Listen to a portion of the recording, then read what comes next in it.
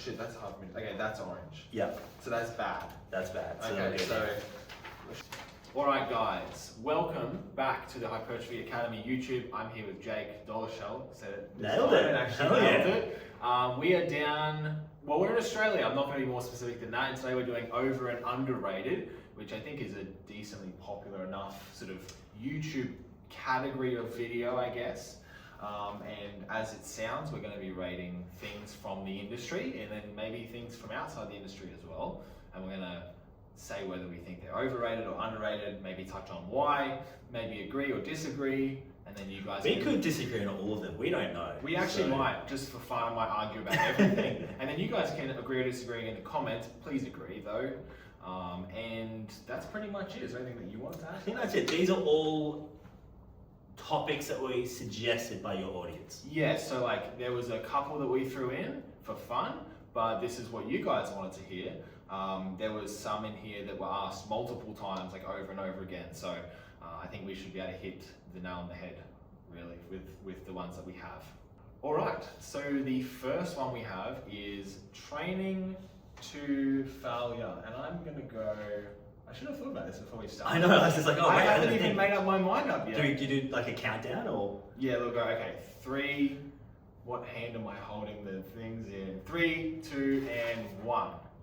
Ooh, both overrated. Okay. You go. Why do you think so? Okay, so firstly, I do think there's a lot of value in people learning where the limit is. And I don't think if you never train to failure, I don't think you're ever going to particularly find that limit.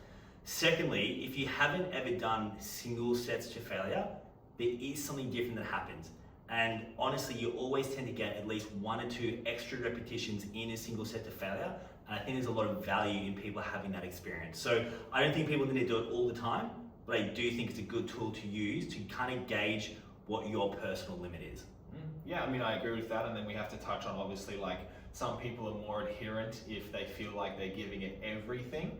And so maybe from like a more of an anecdotal sort of in practice standpoint, sometimes like people like, dude, I'm not going to train to 1 rep in reserve. Like I need to go to failure more often. Yeah. Sure, okay, but across the board with our clients, like we are going to 1 most of the time. Let's say 90% of the time. The other 10% is spent at like 1 to 2, and the other 5, and then the final 5% is spent at failure, maybe a little bit more. And it's going really well. So even anecdotally, like I agree with what you've said. Maybe the data says 1 and 0 are kind of similar levels of recruitment. Maybe it's not super conclusive. Anecdotally, I can vouch for there's probably not a big difference.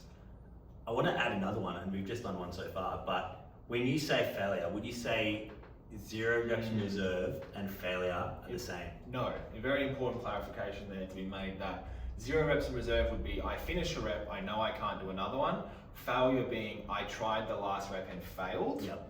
And I guess there's one more thing to add in there where people will start the final rep and then go, actually, I wasn't going to get that. Yes. And they kind of like, they know not to overshoot because they from looking at it, they should not have attempted it. Yep. And they know as they start. As soon as they started, like this isn't happening. Yeah, and so like then you save yourself from some fatigue, really. Like yeah. So you're not going to failure in that instance. Like you stop yourself actually going to failure. Yeah. Yeah. And the goal would be to know every time, like I've definitely got 0 left. I'm going to stop now. Yeah. Yeah. Cool. I think we're in agreement there. The next one was biasing muscle regions, and we're going to go 3, 2, and 1. Ooh, overrated again. Okay, I'll start this time. I think that this concept is really cool. I think it makes sense from an anatomical point of view, from physiology, but I think in practice, when it's fallen onto the audience's ears, it's been maybe overhyped a little bit in application. Maybe like we don't need to go to the ends of the earth for like the front delt raise and then like having a separate exercise for the upper pec. And I think that in theory it works for sure. In practice, I think we're sort of, we've got other bigger issues to deal with than like separating the front delt and the upper pec. And that's not like doesn't disprove anything, but I think that it just doesn't make a big difference. Like I would be willing to bet that my low incline press gives the exact same, if not better gains than doing the like this one, and then the next movement and the next set is like this one here. I just think it doesn't make any difference at all. I'm sort of like halfway between over and under. So I think if I was asked like a year ago, I would have said it's underrated. And I think that the pendulum has swung so far now that I certainly have no issue with doing those very nuanced biased exercises. And I do a lot of them myself and with clients. But I think what's happened is people have put so much of an emphasis on those particular exercises at the expense of any multi-joint exercises or any exercise that isn't biasing one particular muscle or region. And I think we've thrown the baby out with the bathwater by doing that. And ideally, I'd like to see people do both. So that's kind of why I said under, because I do think that the idea that there's an exercise that's using multiple different muscles, so therefore it's not amazing at any one. Let's take the deadlift as an example. I agree with that concept, but I actually think that that's the value in some of those lifts, that it's not doing any one thing that well. It's providing a diffuse stimulus to lots of little muscles you may not be directly biasing. So I think the fact that we can't or won't bias every single muscle means we should have or will benefit from having some of those exercises in that aren't trying to bias every muscle and are having more of a diverse or diffuse stimulus. Did you say underrated? I thought you put up the overrated one. I did put up over. Oh, but you between. And I said I would, I was sort of half, and Cool. before I would have said it was under. Yep. But now I think we've swung too far. Of all the things in the sort of the niche we're in that I think don't make a big difference, this is the don't make a big difference biggest of them all. Like this is the one that I think is like, if you've got good exercise selection, let's say we've got like terrible exercise selection to what you'd consider good, like good machines, good profiles, all that sort of thing. The step to like isolating everything, it's like, it's not even a step. It's just like next to at best. And I think that there's a massive step up from being like a bro lifter to like paying attention to this stuff, and then it doesn't go, I don't, in my opinion, over the course of a year or whatever, there's like no difference. And that's not based on anything. There's no science there, that's just my opinion. I would say there's like a little difference. So we'll disagree a little bit There you there, but I still think it's overstated. There you go. Okay, I think we switched off. Okay, squat patterns. Okay, all right. I'm not exactly sure what, like just squats in general. I think it's like the inclusion of a squat pattern for maximum hypertrophy is how I interpret it. Okay. How are we using these arrows? The down one is, Down is, it's worse. it's overrated. Yeah. Okay, yeah. And then green is good, underrated. Yeah. Okay. So squat green pattern. is, let's do more of that. Yeah, okay, all right. 3, 2, and 1. Hey. There we go. You go. Okay, well, I mean, this is kind of the point I just made. So I do think having some multi-joint exercises where I wouldn't look at a squat and say, hey, that is the best quad exercise or the best glute exercise. But the fact that we are getting quads, we are getting glutes, we're getting lower back erectors, we're kind of getting a lot of what we wouldn't get with other exercises. That's why I like it. I do like the skill component, and I do have a bit of a bias where I think lifters should be able to squat or should be able to deadlift or whatever. I understand that's not your goal. Okay, that's personal, but I do think there's a lot of value in these heavy loaded exercises beyond just what you're getting for the quads.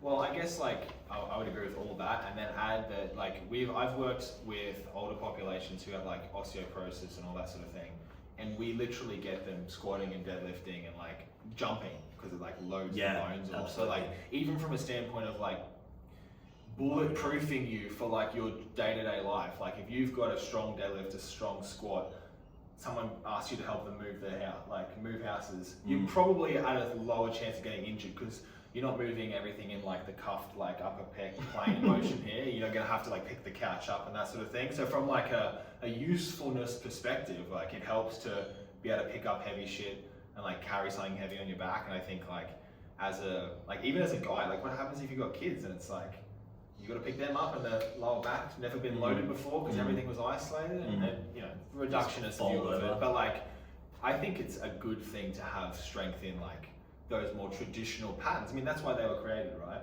We were doing things outside, like let's go get stronger at that, like for fun. Instead of picking up heavy rocks, it's like pick up a bar. And then, I mean, we stopped picking up heavy rocks, but there are still some things we do where that stuff would really come in handy. I don't go outside, so I haven't experienced it. But I'm sure there are cases. That's what people do That's generally what outside. They people, just pick they up tell drugs. me that, yeah. So we're in agreement. Yeah. Yeah, and I think who's getting a big stretch on their leg extensions?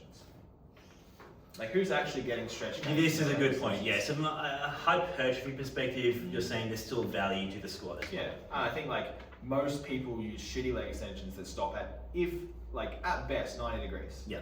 And so if we agree that we need a bit of a stretch there, once every week, we should probably do at least a set. I just do one set of squats per week. I'd probably do a second one if my knee was 100%, just for that stretch, and it's fun. Yeah, I mean, you could adjust the leg extension in some cases, make it work, but most people won't be able to. Yeah, cool. All right, what's the next one? We should have written it on the back of the paper or something. 3 times frequency. And then the next one pretty similar actually. Or was it full body every other day? Yeah. Okay. All right, so should we group them in? Yeah. Okay. So the next one is 3 times frequency / full body every other day. I think I know where this is gonna go. 3, 2, 1. What are we? Oh, what a surprise. There we go. Who would have guessed? I'm sure all of you guys guessed. You go. Oh, okay. So, I needed to think about this before I put my sign up. Do you want me to go? Because I have my. You got your answer. This is just locked and loaded. Okay.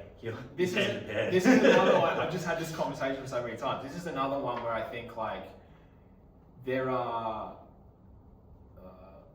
It makes sense to do things more frequently from a coordination standpoint, from a hypertrophy perspective, from a getting stronger perspective. Right? Look at powerlifting; they do things more often for the coordination, and then we know in the hypertrophy world as well, you should probably do things more often. I think that again, this is something that's been taken and run with. Is that the phrase? Yeah. Something like that. And people have run a little bit too far with it. And now it's if you're only doing 2 times a week, you don't care about lifting, and I'm exaggerating, but I think that I can't imagine a situation where I could progress much faster in certain muscle groups without maybe being in pain. And again, that's just me, that's my experience, but a lot of times as well, I've had clients go on to full body plans and higher frequency stuff, and the moment that life gets in the way, it's oh dude, I can't handle this anymore, can we go back to 2 times? So for me, in my opinion, it makes sense, but I think that 2 times is a bit more sustainable, and it's more enjoyable for me.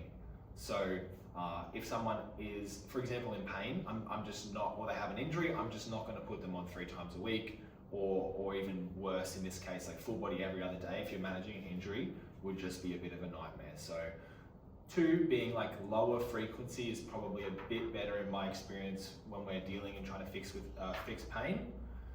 And then I'm going to go back and just revert to my, I don't think it makes a huge difference claim that I've used before.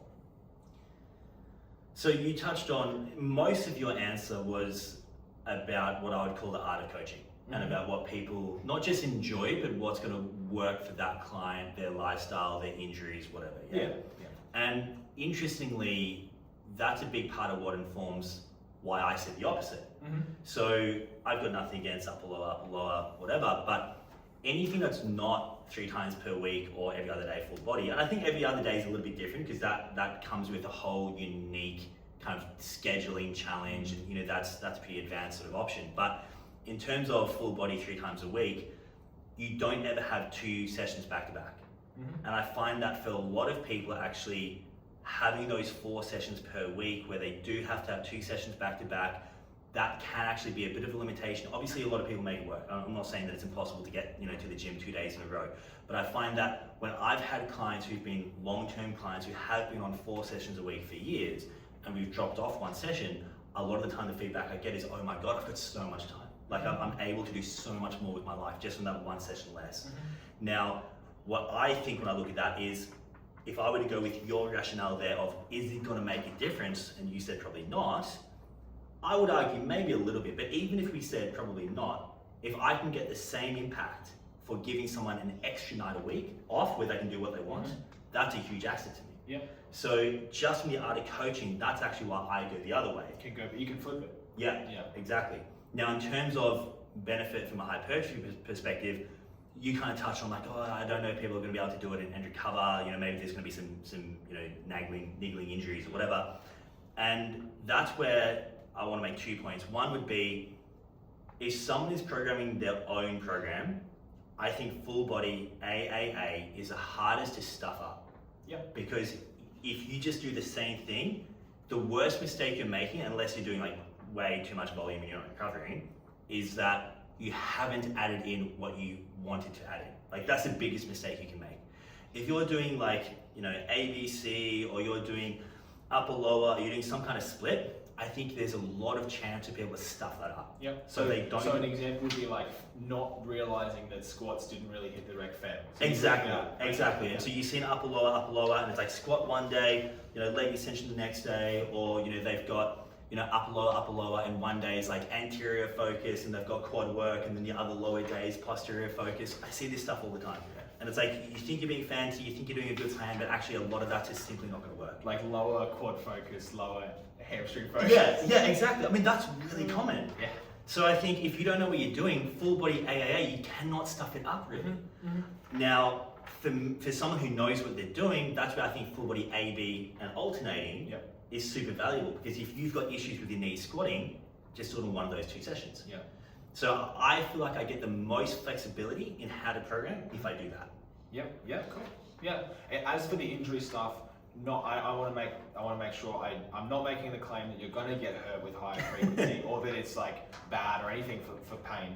More so, if I have a client who comes to me with pain and they're, or can I run this every other day or 3 times a week, where we want exposure to the let's say quads are on 3 times frequency, like AAA, right? I might say, okay, like we're gonna do ABA, and the B workout in the middle of the week just doesn't have anything with the knee. So you're still getting 3 times everything else. Yes. The pain point is on that, because from a rehab perspective, like lower frequency is gonna be a little better in the early stages of pain management. So like we have tendon pain, which is just doing too much. We do a little bit less. We build back up to where we were at before.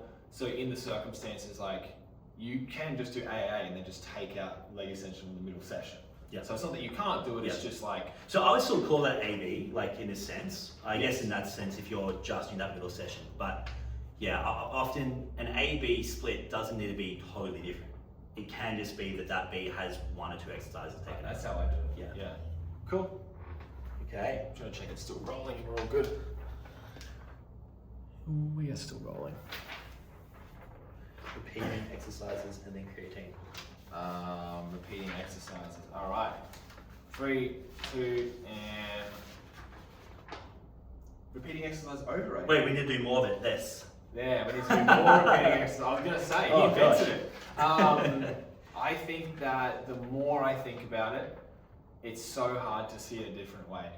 So at first I was a bit resistant to it. So for example, in the past, and something that I'm still cool with is like pec deck, pec press.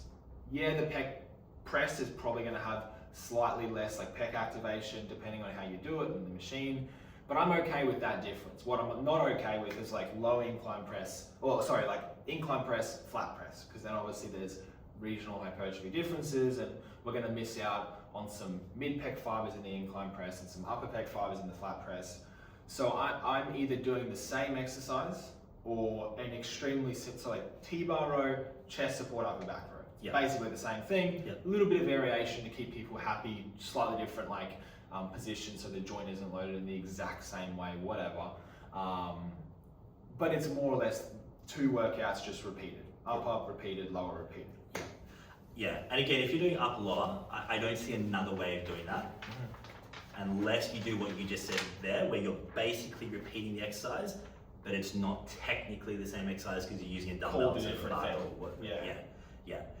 And interestingly, like when I started repeating exercises, like I don't know, maybe 4 years ago with clients, I would get feedback from clients being like, I don't want to do that. Why am I doing the same thing? This is lazy programming. And I had to do that. I had to give someone a barbell one day, machine the next day, Smith machine, like whatever it was, so they thought it was different exercises. And now, if I don't give clients the exact same exercise, I get, why are you not doing the same exercise? This is silly. Why would you do that? Yeah. Yeah. And it's like, okay, we just need to understand yes, there might be like a tiny bit of nuance. If you go from a machine to a Smith machine or whatever, it's for all intents and purposes basically the same thing, as long as it's most challenging the same position. But generally speaking, I would just do the same exercise. Yeah. I have clients who come through who are like, oh, why are we not why are we doing a single arm push down and say like the polygon push down, or I don't know what you're allowed to call that now, the bench one. It's like, one's bilateral, one's not, but like they're basically the same thing, same resistance profile. Oh, that is one time I wouldn't repeat exercises. Really? I'm okay with that, but if I was doing unilateral and bilateral, I'm okay with doing unilateral one day, bilateral the next. Yeah, me too. Because you're not losing. You just said one's that. more stable. Yeah, and you're not losing the adaptation you get from that unilateral exercise. Cool, so we agree. Cool. Totally. Because I think people don't realise that. So I think that the single arm pushdown is inherently less stable, but you have more recruitment because it's single arm. Yep. But the bilateral one is more stable, but less recruitment because it's bilateral, and it probably evens out. Like if we're being... But even if it didn't, even if you did get more recruitment in the unilateral and it was more stable, you're still, okay, there might be some muscle fibers you're accessing, but that increase in motor unit recruitment, that's going to carry over to the bilateral. Yep. Cool. So you're not losing that adaptation. Yeah. So I think that's a smart way to use unilateral to boost that bilateral And exercise. your tricep tendon will be thanking you not doing single arm push down twice a week or 3 times. And that's just something I see.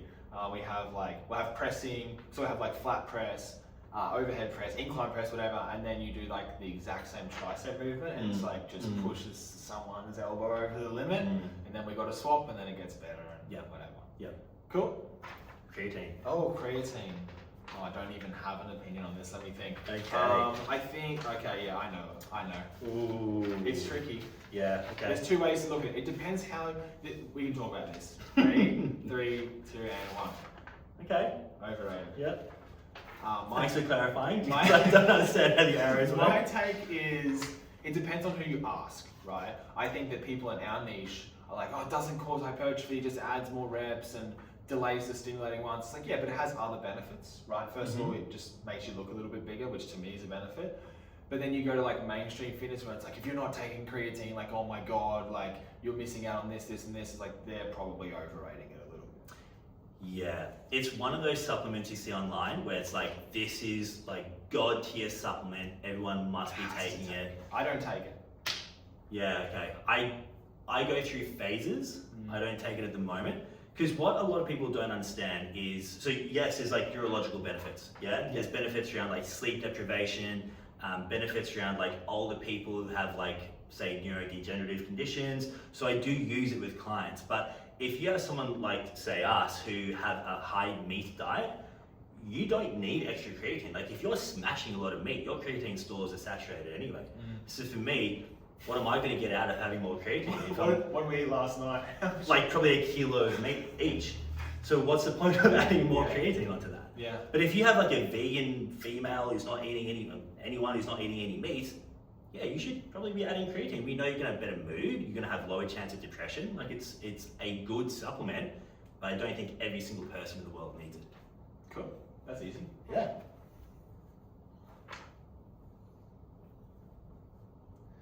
Okay, overtraining. As a concept in general, okay. All right, 3. Oh, I don't know what I. Give me a second. Okay. So we have overtraining, dead stopping, and low volume. Okay. All right, 3, 2, and okay. We think it's overrated. I think that as the science sort of niche has gotten more popular, doing like a 3rd set of something, or even 2 exercises that are the same thing, so like flat press, pec deck. It's like, oh, you're overtraining. Well, it's redundant. Like that word redundant gets thrown around a lot, and like. I don't even know where that started. Well, when I started making content in the niche, redundancy was like, why are we doing 3 different pec presses in the same, and like flat press? Why are we doing like a abducted incline press, right? Like on the incline bench, and then a flat press that's the same position, and then like a Smith press that's like, I don't know, exact same thing. It's like, this is all the same thing. Like that to me is redundant. Or like a 5th set of something, a 4th set of something is like bordering on being redundant depending on the frequency, right? Like the amount, it's like such a small return on investment, right? But I think that there are a lot of guys in our niche probably like some of you guys watching, who could definitely do more and not have to worry about like overtraining. For me, I do have to worry about this a lot. Like I get away with literally at the moment 2 sets of pecs. I think I could probably handle 4 at the most. But for other people, you could definitely, you know, when I wasn't as strong, I could do 6, 7, right? I shouldn't have even said that number. Have you heard that joke? No. Oh God, I shouldn't have. They're going to comment about it. I could do more in the past. It's like I think the bros, the sort of like the enhanced bodybuilding world, they probably do more than they need to overtraining. What's going to happen? Maybe you get a little bit of pain. Maybe your recovery's worse. You don't progress as bad. Those things aren't that hard to fix. It's not the end. You're not going to explode, which is how the science-based crowd tend to make out. Like literally the worst case scenario is you get an injury, basically. Which you can then... Which is not good for hypertrophy. No, terrible for gains. But it's, again, like, it's not the end of the world. So it's not like we're going to explode unless you actually do rupture something. And then I think on the other side, the bros, like, they don't think it exists. We think it's far scarier than it actually is. Yeah, overtraining doesn't exist, just under recovery. Yeah. Name one thing. I found that hard to answer because I don't know what people are thinking of when they say overtraining. So what I sort of think of, which is not the exercise science definition here, but when I see people talking about this a lot, I think people are kind of talking about what you said there of like just doing excess volume or, you know, doing more in a workout than they think they should, or, you know, kind of that redundancy based on volume idea. And if that's what we're going with, that's what I think is overstated. And I think there's a lot of personal nuance there. So I don't know where this came from, but, you know, people are sort of perpetuating this idea that one cannot do more than 12 sets a session or 14 sets or whatever. It changes every time. And it's like, well, hang on, you can test this for yourself. Like, just put the first exercise for the last muscle that you train on that day, put that first in your session, see how you go. If you get just as many repetitions or close, you're doing pretty well. Oh, so if we add like 5 reps to something, we're clearly doing too many. Yeah, like if you add 5 more, okay. Yeah, exactly. It's like, well, okay, you're getting any stimulus in that exercise. Yeah. But where people muck it up is they might, like, you know, do biceps, but they've just done like 8 back exercises, and they're like, oh, therefore it's because I'm putting biceps last. It's like, well, hang on, there's fatigue that's accumulated from the back exercise. Yeah. But yeah, I think people maybe overstate how little I guess they can get away with in a session. So I think like within session, it's overstated.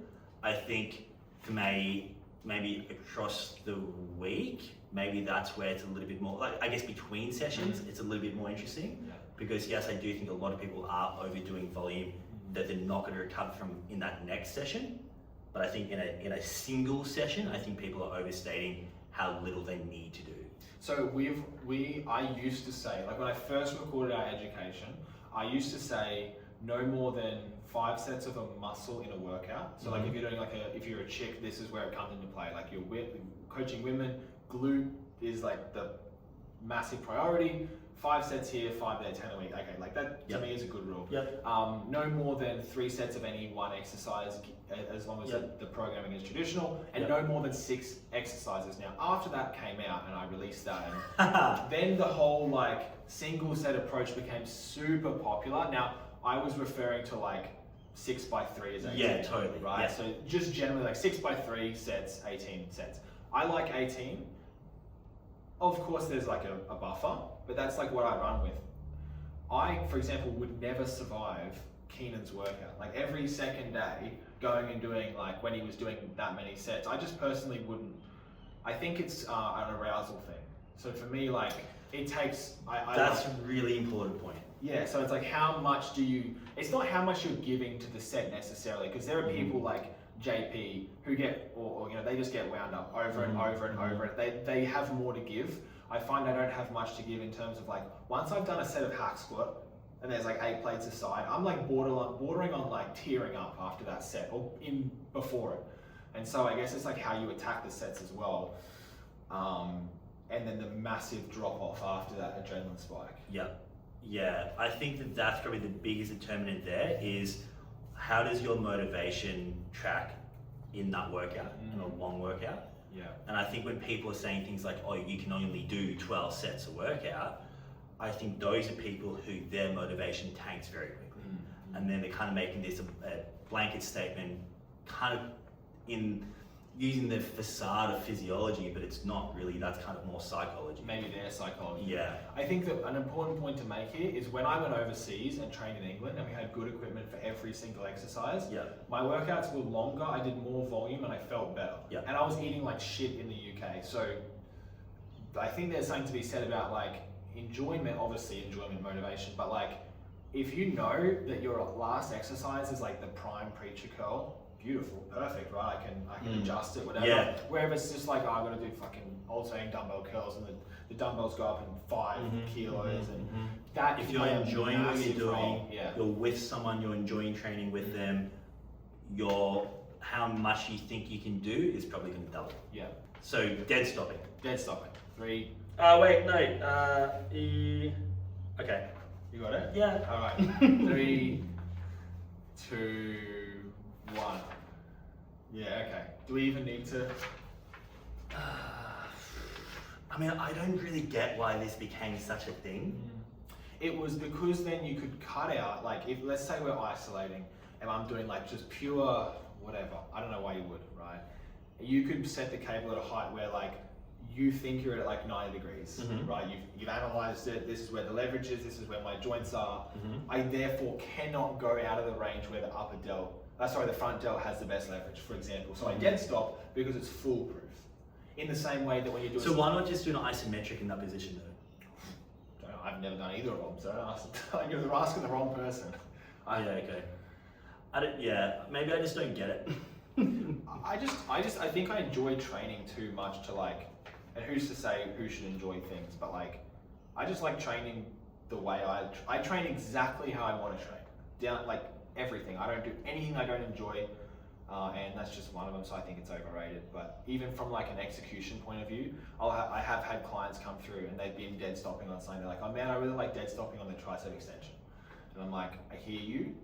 What about we just try not doing it? Because like I think you'd have a way better job with like the shoulder position and like the humerus, like, and then it cleans up and I actually really like this now. So I think a lot of people like hopped on it because it's popular and it's cool, whatever, and you fit in on TikTok or whatever it is. And then the big thing that I see is the absolute worst execution you've ever seen, but it's dead stop, so it's okay. It's like, well, it's like, for example, a good example that everyone's done is the stiff leg deadlifts, where the back is super rounded, which means the pelvis tilts back and the hamstrings are like not really in a great position to do much, but we let that slide.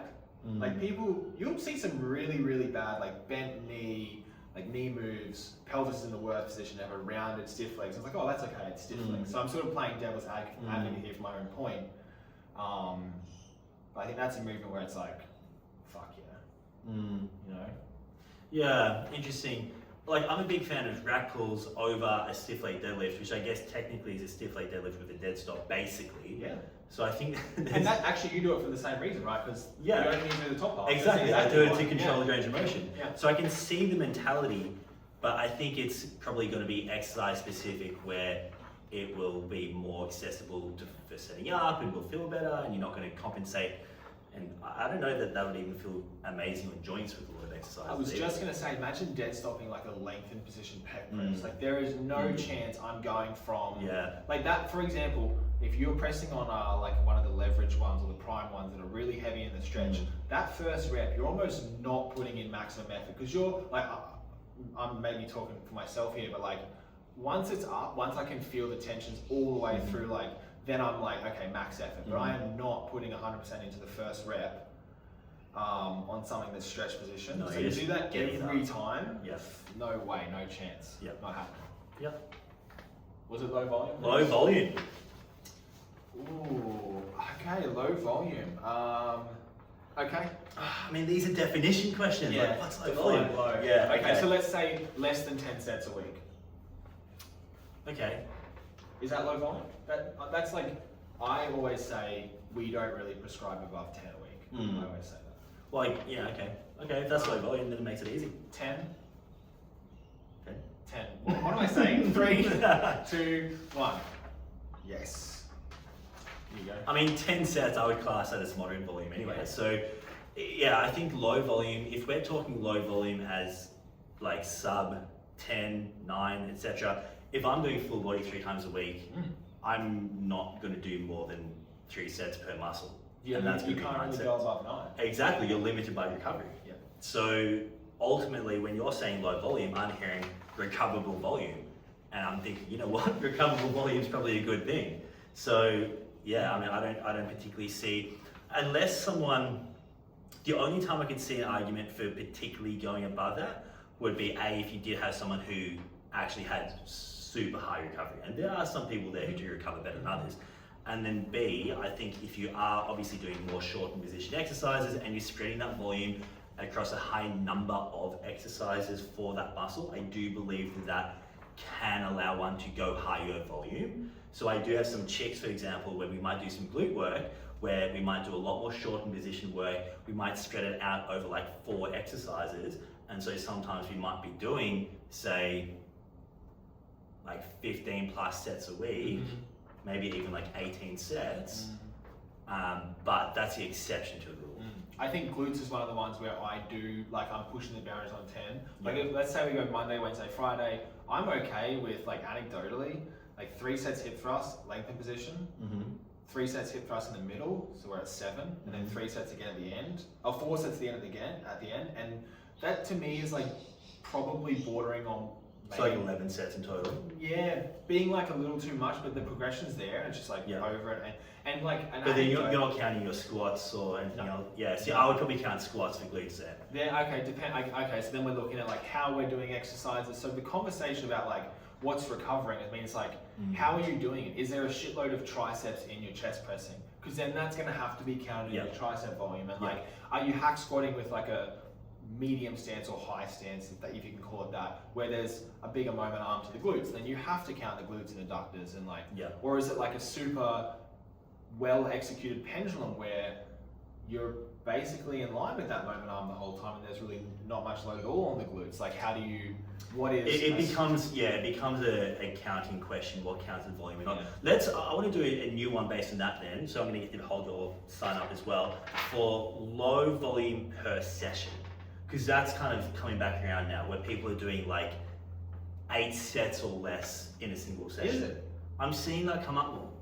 So, okay, all right. So a lot, and you know, often in like full body type stuff, but whatever. So let's say sub 10 sets per session. And it's any split. Yep. Oh, my sides are back into it. Okay. All Ready? right. Yeah. Okay. 3, 2, and 1. Okay. Ooh. Here we go. Okay. I mean, we haven't done many underrateds yet. We've been disagreeing with. Yeah, that's true. We've only done a couple. I think that those sessions, for example, that's how I program push-pull legs, 5 days a week. So push-pull legs, upper, lower, right? You can do these push-pull leg splits where each time you're in the gym, it's really quick, because we've got, let's say, a push session, right? 1 set of flat press, 1 set of pec deck, for fun. Maybe a set of dips. So you get like more, depending on the execution, maybe more tricep, which actually I rarely see people doing like tricep dips, and I see it like there's a shitload of talk with the shoulder almost every time. But let's say like press, a fly, dip, like an overhead tricep push down, whatever. Like it's like 5 exercises, 1 to 2 sets of each. Then you do the same for pull, so it's like T-bar, kelso, frontal lat, sagittal lat, rear delt, less than 10 sets, bicep, right? And then the legs is just how you'd run it in an upper lower. And then the push day ends up being, for example, the squished version of those upper sessions. So you just do like T-bar, pull down, vertical push, horizontal push, arms. So like it's not necessarily the best way to do it, because like you're not recruiting the same fibers when you do them compound. But the person gets to be in the gym 5 days a week, which they love. They get to do like a push day, which people seem to like, a whole back day, without it being like a bro back day where it's like 7 exercises of 50 sets. And so I like that in that very specific case, and not really for any other reason. Because like 10 sets, like let's say you have 40 minutes to work out every day, and nothing more. I mean, you can do that. You can do. Yeah, you could. Yeah. Yeah, I think there's always going to be, any of these topics, there's going to be nuance where for the particular person that'll work well. I think there's lots of examples where, you know, even as little as like 6 to 8 sets will work super well for a particular person. You know, having an old person who's just getting into training, perfect. 6 exercises, 1 set each, nailed it. So definitely a lot of value to it. When I'm seeing advanced people go to this, I'm thinking, hang on, what's going on? Because even in the example you gave, like for me, that split's a little bit too broad. I don't love that idea of a split. And then you've even mentioned, hey, that upper lower day, there's some limitation there. Maybe someone's intermediate, okay, that'll work okay. If an advanced lifter, I'm not convinced that's going to be the best sort of split to use. So I think if you're limiting exercise selection by limiting per session volume, that's my concern with it. That's actually a good line. Like that line you just said. If you're limiting per session volume at the cost of, what was the other line? Exercise selection by per session volume, Yeah, I like that. But in your broad split, you're not particularly doing that. So that's where there's I never, so anyone that comes through and is like, I'll train any amount of days, I put them on upper lower every time, and it'd be like, I guess the equivalent of you just picking full body. I will let people train 5 days a week because ultimately, like, that's the coaching experience, right? But I go push pull legs upper lower, and I'm like, hey, you know, this is like just probably ever so slightly less recoverable, like less effective upper lower. They're like, yeah, I just want to train 5 days a week. I'm like, okay, cool, we're in there 5 days. That means I can make you do cardio 5 times. If you're cardio, like there are benefits to, I mean, you're actually like exercising a whole extra time, whether that constitutes like more calories, I don't know, but it's just like, okay, that's what you want to do, we'll do it, this is how I'm going to do it. But I'm never like, yeah, let's train 5 days a week. Actually, ever. Unless there's a power lifter and we need a third bench exposure, but that's a whole other conversation. Yeah, I think sometimes it's taking that individual's kind of desire, preferences, and then making it work in the least damaging way or the least sort of, as few downsides as possible. And I think as a coach, it's your responsibility to like, this is what I would like to do. This is what you've asked. I'm going to do this, but just letting you know this is what I think. And one of in the first video about education, I have this analogy, like this is the spectrum from like most optimal to like least optimal. You can put whatever you want wherever you want. How much you're willing to deviate from this most optimal is for a client's like emotions, situations, you know, biases, whatever, is up to you. So like I'm a hard ass. So I won't deviate far, but I will go some. I'm gonna have some deviation, but I'm not coming back here. I'm never coming back here. I just won't do it. But I'll come a little bit. And that's because like what I do reflects on us. So like if I program something or do something and it spreads, it's like, well, Deklan did this, that's ridiculous, but it's not necessarily like, oh, well, the client like begged for it. They don't tell that side. So it's like, 100%. And I want the best for my clients. That's why I don't come far back. And again, if you're creative, I think you can get what they want in a way that's going to often work. Like if someone came to me and said, I want 6 days in the gym, okay, I'll make that work for you. You know, like, but it's going to be in a way that it's not going to compromise what I want you to achieve. It's like putting veggies in the food. Food kit. 100%.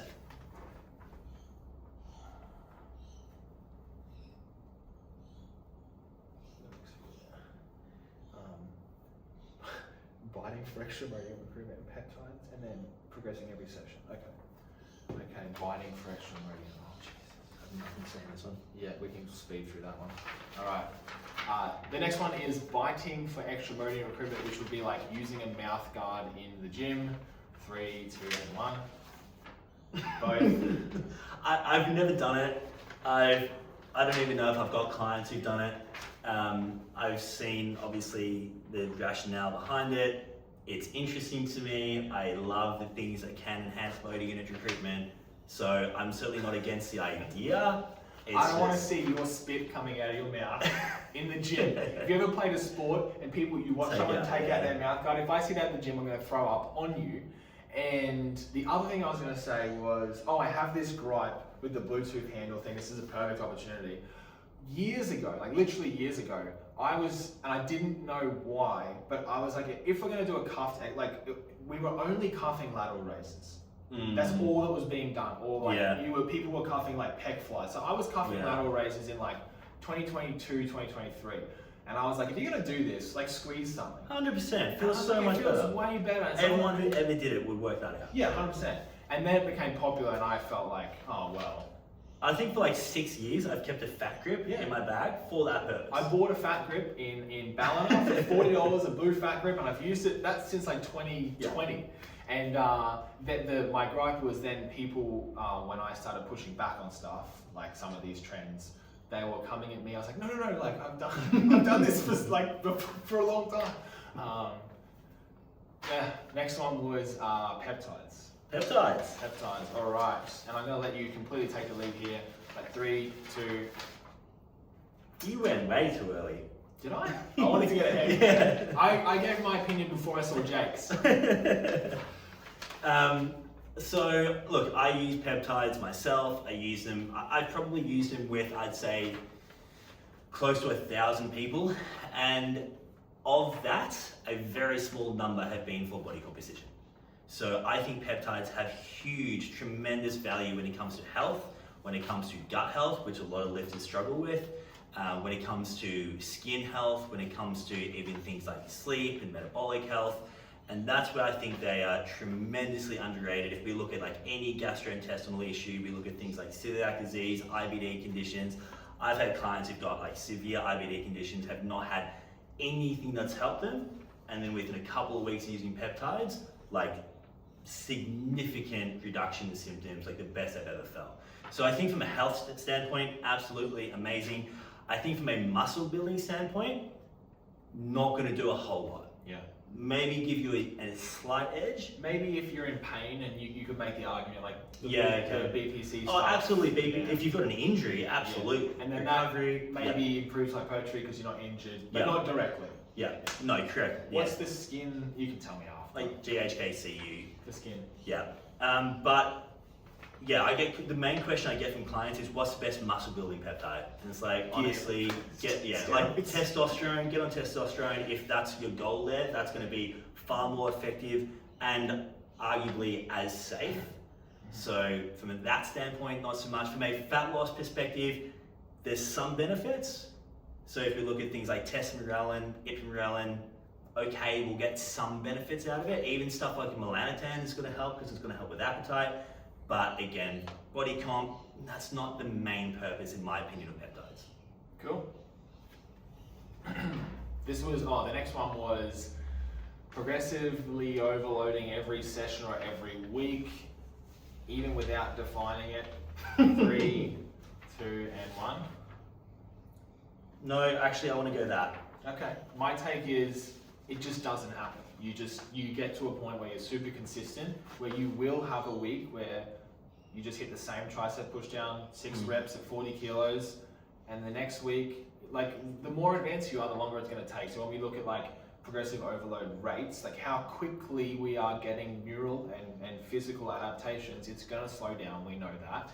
And then where I see it becoming an issue is, I didn't progress for like 2 weeks, I'm going to change something. It's like, but you might have progressed on the 3rd one. And this is what I see myself and Alan, so my coach, and the other coach on the team, very consistent. We don't like to change stuff. We're very like, let's not overthink this. Like, let's just wait it out and just see. And we often see, both with ourselves and with other clients, where you were maybe thinking of changing something and you didn't, and it was okay. And so that's why we have training blocks. So like if you're in, a 10 or a 12 week block, you might in the 9th or 10th week be like really suspicious of something. I don't think this is progressing, I want to change it. Just wait it out to the end of the 12 weeks.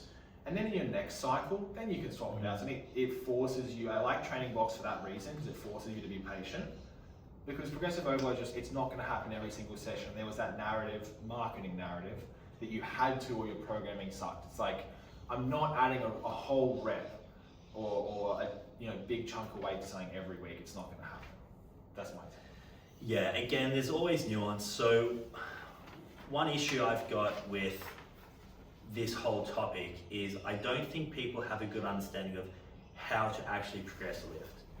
And if we're saying, okay, you're going to failure every single session, should you be able to add a repetition each session or each week? No, not if you're going to fail. Like, that's obviously going to be too quick of an adaptation you're seeking. But if you're doing a method where you might say, have a rep range you're working within, let's say 5 to 8, you add, say you're doing 2 sets and you're doing that twice a week. And if you hold yourself back where you add, okay, I'm gonna add 1 repetition to one of those 2 sets each session. I get to 8, and then what I'm gonna do is a conservative increase in load. Yeah. So let's say maybe you can add 2% of load per repetition you come down. I might say, I want you to add 1%. Yeah. You come back down to 5, and that's probably gonna feel like your 2 rep in reserve, and you're gonna add 1 repetition to 1 set going forwards again. So I ideally want to see clients add a repetition to at least 1 set, or usually to 1 set every session. But that doesn't mean they've necessarily gotten demonstratably stronger every single session. So my first thought there is, okay, obviously we're programming slightly differently, but then I guess my question to you is, do you find that that is a little more complicated to track and to coach someone through? Yeah, so that's what I would do for advanced lifters. Okay. For beginners, I do think they should be able to add a repetition every single session. Yeah. So that's fairly easy. Hey, add a little bit of load or add 1 repetition. I don't particularly mind if they add load or repetition, whatever. The thing with reps is you can only go so far. Load is infinite, unless it's not. And then it's like, well, let's get to 15 reps on the stack. Before we change exercise. Adding the gym pin or whatever, 100%, I'll do the same. Where I do think there's a limitation is I've seen advanced lifters make statements like, I've been doing this lift for 6 months and I haven't progressed at all. And I look at that like, holy crap, like your program actually does need some work, if that makes sense. I had someone arguing with me in the comments the other day. I said there are 3 reasons to change an exercise. I say pain, progress, preference. We got pain, we might swap it, we might, depends, pain is complex. Progress, we're not progressing. Again, then you have to define like how long have we not been progressing. So you work off 10 weeks? So we generally, anywhere between like an 8 to 12 week block. So like I have some powerlifters, so it's like maybe like 4 to 6 weeks. But for most people, we're training like the same stuff for about 10 weeks before I'm like, okay, have you had any like pain? I mean, that should tell me anyway, but like we sort of, the template we use in like our sheets, at 10 weeks, it ends, so I have to add more rows. 10 weeks in, I realize by 10 weeks in, it's got the heading. Okay, like I'll just go back, look at all the progressions. We're all good, let's keep pushing. But if I'm seeing like more, we have like a yes or no, green and red. So if I see like a few extra reds that I'd like to see, which would be not progressing across the week, there's a bit of a trend. Do they type in the word as well? Because you can't. I'm colorblind. They don't type in the word. It's yes or no, green or red. It's formatted. Done. And so like if there's like something's not been progressing, and then a whole workout is like a more red than I'd like, and then the weeks generally trend towards red, I'm like, okay, it's been 10 weeks. Let's just go to a new block where we keep almost everything exactly the same, but the first week is like 1 to 2 reps in reserve. And I touched on this in our last podcast, by the way, like deloading. So the first week of the next block is like slightly easier. So it's still an effective set to do 1 to 2 reps in reserve, right? Instead of just everything being 1 rep reserve or everything being like 0 to 1, depending on the person, the lift and whatever. And then that week they like freshen up a bit, whether it's mentally, physically, whatever, and they can push for another 12 weeks. And like, if we accept that 1 to 2 reps in reserve is still effective, which I do, you can call it a deload if you want. I'm not changing volume, I'm not changing exercises unnecessarily. They like have a bit of a mental refresher, a bit of a slightly easier week, and then they feel more motivated, or we swap some stuff, they get more motivated anyway. And we go for another 12. And so it's more like it's almost like the rehab side of my brain is like, let's just go a tiny bit easier this week. But most people's life will deload them. So I'm working with clients who are kind of like me, where you have to like hold them back a bit, like, dude, you are going a little bit too hard right now. So if I like preemptively add in a slightly easier set here and there, I'm okay with that for these people. But if you have a client who's like, missed a whole session 1 week or missed a whole week somehow, like you just continue, like that's a deload. I think that's the reality is most people, like you said, life will deload them. Yeah. For me, I normally cap it at about 4 weeks. If I see 4 weeks of no progression in the lift, that's when I would change that lift for someone who's more advanced. I agree. Okay, intra-workout carbs. Okay, 3, 2, and 1. Okay, good. There we go. Honey and orange juice for the first time. Very good. I think that if you want to make the argument that like it doesn't matter because you had glycogen, you had carbs before, whatever, cool. It increases motivation, it tastes good, and you got the carb mouthwash study. I'm gonna do it anyway. It tastes good. It means I can get in some extra carbs for the whole day without like pushing the boundaries on my digestion if the meals are too big. But the main thing is it tastes good, I like it, and I get to drink some colored liquid. So I'm gonna do that. Yep, I think that, like you said, obviously the carbohydrate mouth rinsing studies, it tells us that there's going to be some benefit even if you're not fasted, even if you've had a pre-workout meal or whatever, you'll get some additional benefit. I think in addition to that, I know we've got some questions coming up on carbs, but if we were to look at the benefit of carbs, I think a huge chunk of that benefit is happening in that peri-workout window. So I think if we target more of that pre-intra workout, I think we're going to be able to get more bang for buck with the carbohydrates we're using.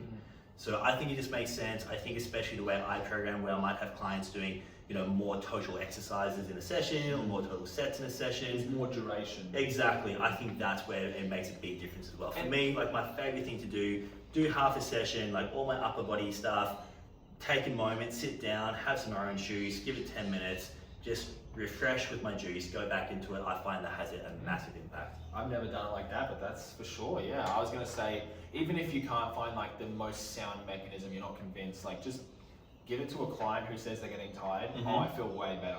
If it's placebo, who cares? And if it's not, great, perfect. Like it's anecdotally, like people will feel, and they'll feel better. Yeah. Main gaining. Do we need to explain what this is? Yeah, do you want to take it? Or let's do our arrows and then we'll explain our answers. I think they know main gaining, but we have to define it, I guess. Okay, is main gaining overrated or underrated?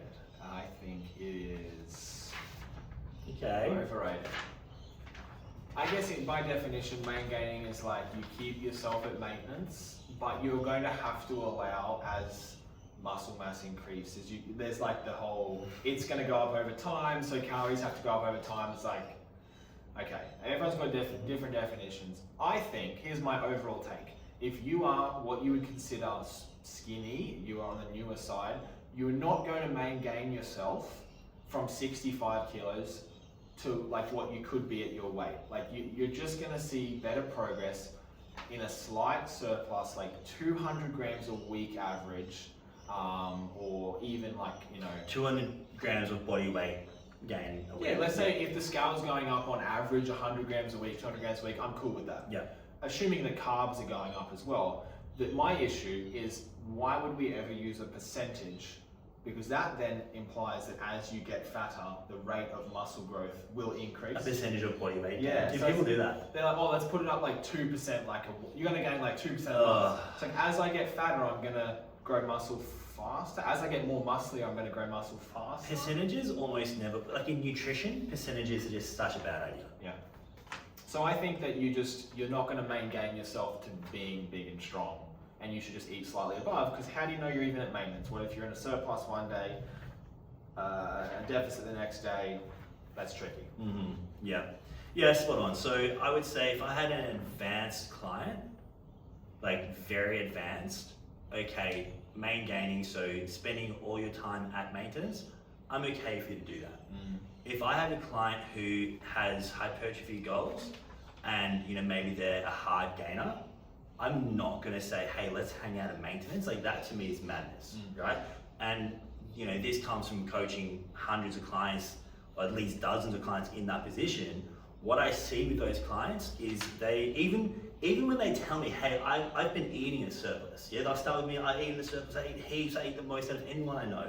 And then you get them to track a week. Well, what you'll get is 2 days at 5,000 calories, and then you get 2 days at 3,500, and then you get 2 days where it's like 1,600. Yeah. And I'm like, well, what happened to those 2 days? Oh, I slept in, and then I forgot to eat, I had nothing at home, and I just didn't get hungry. And that's what I see with hard gainers. Obviously not everyone, but a lot of the time, hard gainers for me, I see them forgetting to eat, there's inconsistency there. So if I set someone a surplus, that's an insurance policy for me. And it's like you said, I don't want to see weight gain go up 2 kilos a week, but if I'm seeing, up to half a kilo or a little bit less, I'm happy with that at that point for someone who is a more beginner or intermediate hard gain. And the thing is with these people as well, like let's say you did push the boundaries and you overshot a little bit, and there's a little bit of extra fat gain. You can then literally do like a hard deficit, which I know is not popular at the moment, for like 4 weeks, and in 4 weeks you can lose. Or even less. Like if they've just overshot a couple of kilos, a couple of weeks, and you can get that off. You can literally, I mean, you probably shouldn't, but you can fast, and that can be very quick with fat loss. So yeah, ways to do it. Yep, absolutely. But I think that the whole main gaining thing, I think it's so overrated. So we're, I guess, condoning bulking. You heard it here first. We're bulking. We're gonna have smash pizza after this. Okay, the pump. We don't even have to. Oh yeah, is there even anything to that? All right, 3, 2. The pump, stress, damage, whatever. Who cares? I don't think we even need to expand on that one. Yeah, if you want to like get a pump before you go to some event that night, Sure. Okay, go for it. Yeah. Cialis, some. You know, to be fair, I do. If I've got a client going on stage, I want them to get a pump. Oh, for sure. And I'll use pump compounds. I'll use Cialis or Viagra or whatever. Definitely. But day-to-day training, stability. Oh, yeah. Okay. Good. Yeah. 3, 2. I thought we would disagree on this one. This is one that I was big on until other people were big on it. And So you've just been contrarian. They were too big on it, and I was like, I have to be contrarian here. So like, I used to get made fun of when I started making content for being like, hey, do like this single arm lat pull down, like the JPG, like bench supported. It's more stable. So just do a dumbbell row. And now I'm like, okay, guys, we don't need 4 seat belts for this tricep push down with like the whole whatever thing. So I've never changed my stance on stability, but I've had to change what I say based on other people's perception of stability. So it used to be super overrated in that like, it doesn't matter. And now it's like, oh, it matters so much to be so stable. Why the hell are you doing like a normal tricep push down? It's like, are you serious? So I've been consistent, but not in what I've said, because I've had to change my definition. I would look at it as just one variable among many. And so if I've got the option of doing an exercise that's more stable, I'll pick that exercise. If I can tweak an exercise to be more stable and it's not going to take me a huge amount of time, I'll do that. If there's exercises that I can't make it more stable, or to make it more stable would mean a huge amount more time, setup time, maybe I need to do whatever more warm-up sets for that exercise or whatever, and I can do an exercise that's slightly less stable, but it's going to save me a whole stack of time, it's going to save me like warm-up sets for that exercise, whatever, that's probably going to be more beneficial to me. So I'm not like, I don't think it's the most important thing in the world. I don't think that we should just say, hey, it doesn't really matter, as long as you're not falling over, it's fine. I think for as far as it is achievable and accessible and more or less convenient or possible to make it more stable, let's do that. You will notice it will feel better, you will progress better, it's going to be more beneficial, but am I going to spend my whole life trying to construct the most stable exercise in the world? Probably not. This one is overhead pressing for the lateral delts. 3, 2, 1. Okay. So I think that bodybuilders don't really, like traditional bodybuilders, probably think their side delts aren't getting hit. Like yes. I would guess. Yes, I've literally had people say that to me. Okay. And then I would say that in the science-based community, there's the whole thing of like, you don't need to do laterals. It's like, well, to maximize the growth of anything, you need to do like an isolation technically for that movement. So if I'm trying to bring up my side delts, I'm not just relying on overhead pressing, I'm absolutely going to do a lateral raise as well. So again, overrated, underrated, depending on who you're talking to. I mean, it's ultimately the same question as the biasing question. Yes. Where, yes, there's definitely value to it. Yes, for the right client, it's important. Doesn't mean you're not going to get any middle delt if you don't do an isolated exercise. Of course not. I would say that the way that an overhead works for a lot of people, depending on your setup, the middle delt's probably going to be the main thing getting a stimulus in that exercise anyway, depending on how you're doing it. So, does that person necessarily need, like I'd almost look at it thinking, hey, do we need to add in something for anterior delt. Like, I think it just comes down to how are you setting up that overhead, and then what's getting more, what's getting less, and if you want to maximize delt development, then let's give something to what's getting less in your particular setup. So I'll often go like, let's say pecs are a priority, we have like an incline press and some sort of fly, whatever. So incline, upper pec, flat, mid pec, whatever. I'm just going to assume that the incline pressing we're doing, given its full range of motion, is taking care of the front delt. Yep. Unless it's a priority to do front delts, then we press. Yep. It's like, oh, pecs are a priority, or no priorities in the upper body. We're doing like, say, incline, flat press, lateral delts. That's your pecs and your delts done to me. Because you're going to get the front delt in the incline press, you're going to get the side delt in the raises, and the rear delt, you do your lat stuff taken care of, right? So to me, it's like, I'm honestly not putting shoulder press in for people if they're doing incline press, unless delts are priority most of the time. And I'm just assuming that the incline press is good enough. And honestly, depending on how their flat pressing is as well, you could make the argument, like depending on where the machine ends and all that sort of thing, like their flat press, that they're sub, depending on the person. Yeah, so ultimately client specific, what other exercises are we using? And how are we doing? Yeah. Not that exciting, is it? No. Okay, going to college, or I guess university, to become a coach, or before you start coaching, I guess. Or different questions. Are they? Okay, let's just say, if you want to be a coach, should you go to university or college? Okay, all right. 3, 2, 1. Okay. I think we should. I think you do not have to, I have to clarify, you do not have to. I think that spending 4 years like reading stuff, learning multiple things that you don't need, and I'm coming from the perspective of, I paid 35,000 Australian dollars, I will then pay that off over time. If you're in America, that's a whole different thing. So I don't know how that works. It's very expensive over there. But like, it's gonna come out of my tax slowly to the point I don't even notice it. I'm okay with like having gone and like spent 4 years respecting like the literature, seeing cadavers, anatomy cadavers in person, that kind of thing. I think was beneficial. Do you have to? No. Do I usually recommend it? No, but everybody says that. Everyone says you don't have to go to uni. So I think it's becoming underrated, but in the past has been overrated. Because there's been a big pendulum. So I'm like, okay, uni's good. Like, it's not terrible. It's just not necessity. So I find that a hard question to answer, because I would almost be inclined to, if I had the option, I'd almost be inclined to suggest going to university or college and doing something else. 100%. Because I think that there are skills that you learn at that level. I certainly don't think everyone needs to do it by any means. But I do think that there are going to be, even, if anything that's using research, is using science, that's going to teach you skills, it's going to be hard to pick up those skills elsewhere. Yeah. Now, my issue is in the space that we're in, and even if you don't look at coaching, if we just look at muscle physiology, I was doing a postgraduate, and we were doing muscle physiology in that degree, and this is like a fairly up-to-date degree, and the content that they were teaching was just fundamentally incorrect. And I've not seen any degree where there's majority of that is actually up-to-date correct information.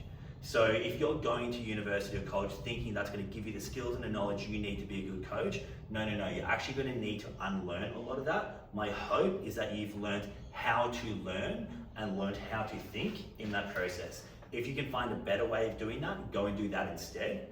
But I certainly don't think it's going to give you the tools to be a good coach. I also have very significant concerns about where university and college and obtaining knowledge is headed in the next few years. And I don't know that if someone goes into university now, they're going to get have the same pathway they may have necessarily had 10 years ago. So, I mean, every time I get people asking me, hey, should I, or what do I think about going to uni or college? My advice is generally, hey, let's have a think a little bit more creatively as to other options instead. So the goal was, when we started our education, the goal was to have a course for coaches that was affordable, but also covered enough of everything where they could walk away and go, okay, I could take my first client, I could do the programming, I could assess their exercises, I could help them with let's say even if there was a little bit of pain, I could help, like I could critical think. It's like I could do enough of everything where I'm like, I could start coaching and then I would specialize in this and then I'd do this and this. So that was the motivation for us, having gone through uni already and being like, this kind of isn't great. Where, because people go, what's the one course? They always ask me, what's the one course you do? And it's like, I'm biased, but like I'd pick ours because that was the whole motivation, was like, I would do, this is everything I would give to a new coach if they asked. Yeah. And that was the motivation when I wrote out. So yeah. Do whatever course you need to get the qualification you need to do the work. And that's not going to, I don't know any courses that give you the qualification you need and also give you the tools and the knowledge you need. So look at it as what's going to give me the qualification and then where do I go to find the tools and the skills and the knowledge. Yep. Cool. Yeah, that's the thing. How people ask like, oh, is it going to get me a Cert 4? No. Sorry. Yeah, but do the Cert 4, forget everything you learned, and then go come into ours. Yeah. Okay, gut health. Ooh, easy one. 3, 2, 1.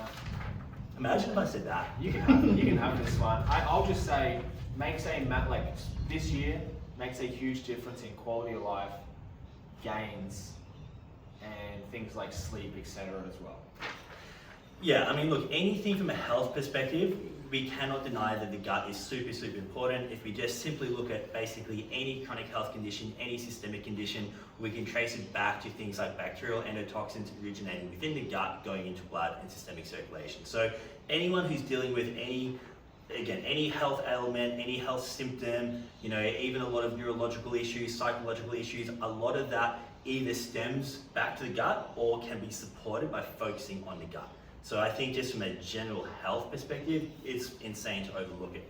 For people who are only focused on hypertrophy, what I would say is if we're concerned about fatigue, we're concerned about supraspinal CNS fatigue, we're concerned about muscle damage causing inflammation, which causes supraspinal CNS fatigue, how could we not be concerned about the gut when that is one of the biggest drivers of inflammation, potentially affecting supraspinal CNS fatigue?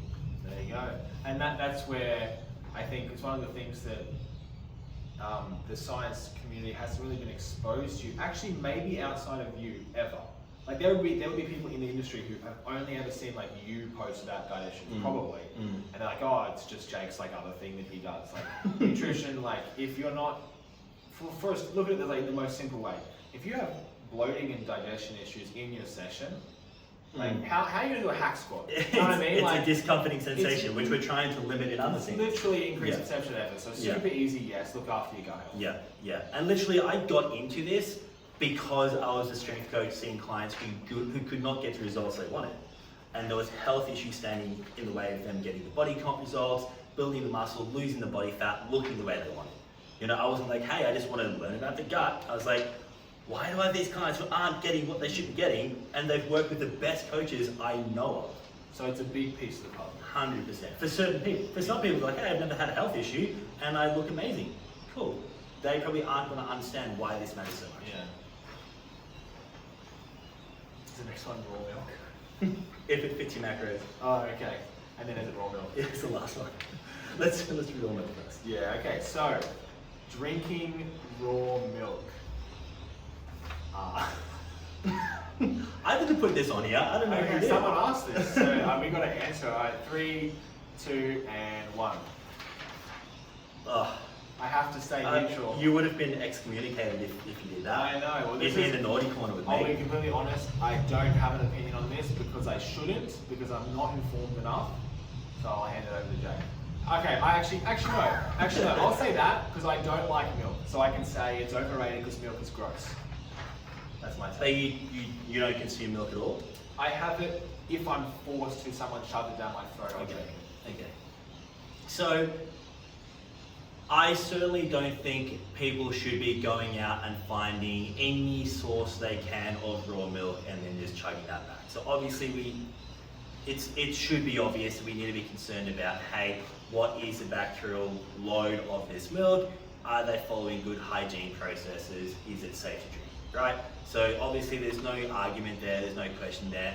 And there's a lot of places who are doing that very, very well. I've shared some information recently. There's places in Germany, for example, farms where they will look at the bacterial load of the raw milk and it is comparable to pasteurized milk, and the safety is comparable to pasteurized milk. So the safety thing, yes, obviously that's one thing to consider. It can be done well. Why I think it's underrated is because people assume that there's no actual health difference. Now, if we look at outcome data on kids who drink raw milk, super interesting stuff in allergies, in skin conditions, eczema. So just purely from an observational standpoint, hey, it looks interesting.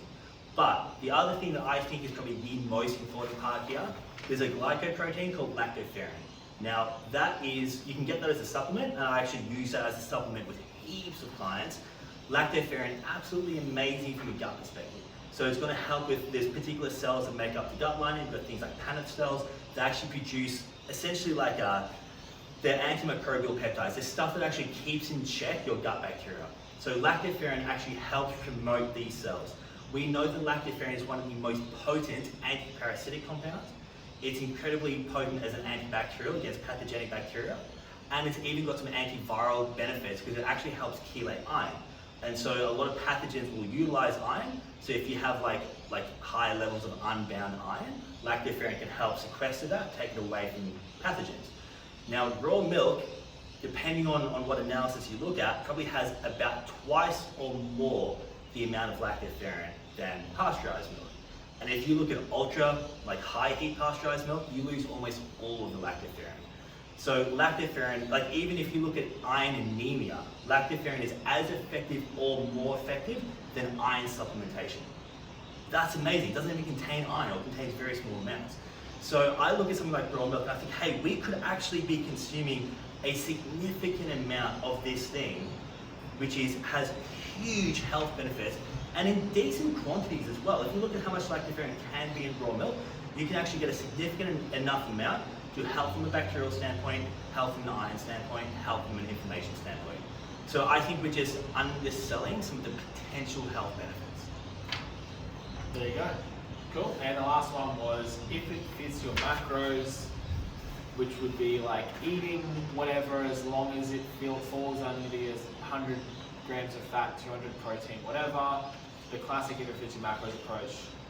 Oh, I didn't count. That's okay. We have the same take here. I think it's very important. I mean, off the back of what Jake just said about raw milk, I think it's very important we all take care of our health, and then obviously off the back of the digestion question, the gut health question, I think that generally it's safe to say that foods that are more single ingredient, like organic, don't have like highly processed, they don't go through a big process, they don't have certain compounds or whatever. It's probably healthier to eat a certain way. Why should we not, right? Because if we're wrong about that, all we've done is spent a bit more money on this good food. Mm-hmm. If the other side, it doesn't matter, eat like 100 monsters a week, whatever, if that side of things are wrong, the downside is big health issues or potential decreases in their overall health, quality of life, length of life, whatever. So I think in the sense that I'm okay with eating a bit more protein because it doesn't really come at a cost. I'm okay with spending a bit more money on this good food and eating like really well a vast majority of the time. I'm okay with that. Yeah, I spend a bit more money, but that's a luxury, right? Yeah. I don't like the if it fits your macros approach also from the sense of like, it probably increases cravings because if I eat one sweet thing, I just want so much more of it. So even from a fat loss perspective, I think it's actually worse and you better just go cold turkey. Yeah, it's, you wouldn't you wouldn't say to an alcoholic, hey, just have like a little bit each night. A bit of meth this week, just a little. Kill your craving with a little bit of alcohol this week. Exactly. So look, I agree with everything you said. If we go back to the gut health question, if we think gut health is important, then obviously the diet we eat is going to be important. We can look at data on, for example, like a standard Western diet, a standard American diet, and we can see the impact that has on the gut. We know that in fact, people following that for a significant amount of time, like decades, it can actually cause irreversible damage to some of those cells in the gut. So purely the fact that I think gut health matters, I clearly think diet matters. I think flexible dieting is amazing in the context of here are the foods that are probably going to be beneficial for my health, here are the foods that are not going to be beneficial for my health, I'll leave those out, but I've got a lot of flexibility within all of this stuff. That makes sense to me. I have no issue with if it fits your macros from that standpoint. but there's going to be foods that are only ever going to have a negative effect on. You're not eating Pop-Tarts. Yeah, exactly. I love Pop-Tarts, amazing, but that's not going to be in the, hey, let's select out of this food list. So, and then the last point I want to make there, from a body composition standpoint, or even just like performance standpoint, I always think back to this client I had about 7 years ago where obviously not everyone is in this category. Yeah, we need to understand this nuance and individual experience, but I had a client who, her goal was just to lose weight, build the glutes, and she was having on average 1 bowel movement a week. And that had been her whole life. And we started working together, worked on her gut health, got her to a point where she was having a bowel movement every second day. And obviously that's still not perfect, but that's a fairly good starting point. And she's feeling a lot better, and she's got more energy, and she's sleeping better, and she's not bloated, and she's exercising better. And this is about the time where, like, If It Fits Your Macros was like super popular. And so a lot of people were like, no, like, you know, that sort of clean eating doesn't matter, just do flexible dieting.